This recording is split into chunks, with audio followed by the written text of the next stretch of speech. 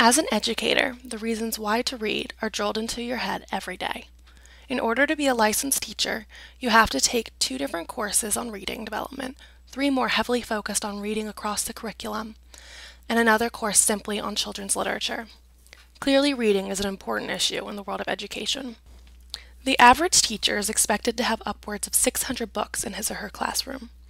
A student is expected to be able to read 25,000 different words by 3rd grade, 80,000 by the end of 8th grade, and have a full comprehension of about a quarter of that.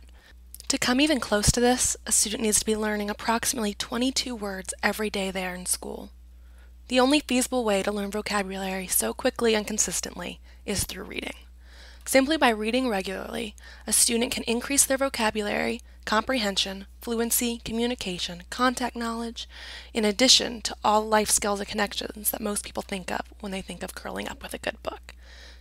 To educators, being a good reader has become synonymous with being a successful student. However, these benefits do not come without reading. Lots of reading, which means making it enjoyable is extremely important. In a world where technology reigns, it can be difficult to convince a child to pick up a book. Thankfully, children's literature has expanded to the point where any child can be a bookworm. Books exist for just about every topic, interest level, and reading ability. Books for boys, books for girls, books about science, history, math, books that teach motor skills, books that require social interaction, even books for children who do not like reading.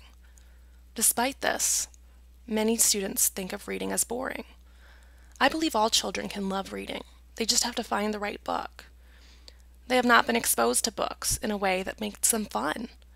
To these students, reading is homework. Reading is difficult, and it's never ending. As soon as they finish a book, they know their teacher is going to give them another. The only way to combat this is to change the way our students think about books. Teachers and parents need to read aloud, multiple times a day. Books should be everywhere so that a child can see an interesting cover and become curious about what might be inside it. Most importantly, when a child does pick up a book, they need to be encouraged to read it. Parents and teachers want their children to read critically acclaimed, good quality books. However, children need to learn to enjoy books before teachers and parents start telling them what they should and shouldn't be reading. Children need to be allowed to read what interests them. If they pick up Justin Bieber's biography, Ripley's Believe It or Not, or a book of jokes, that should be okay.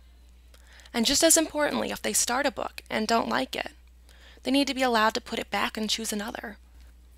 Reading is far too important to a child's development to put so many limitations on it. Children can learn to get lost in a book, travel into different worlds, and relax in their reading. Once this is learned, all the rest seems to fall into place in terms of educational success. We just have to get them there, to that first book that changes their mind about reading.